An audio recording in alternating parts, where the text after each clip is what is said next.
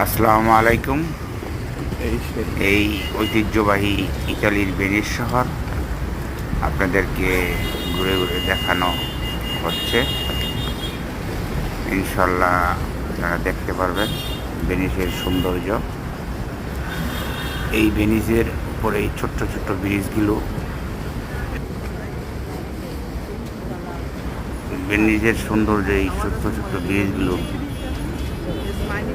খুব ঐতিহ্যবাহী। আর এই ভেনিসের এই নৌকাগুলো খুব সৌন্দর্য ভেনিসকে উপহার দিয়েছে।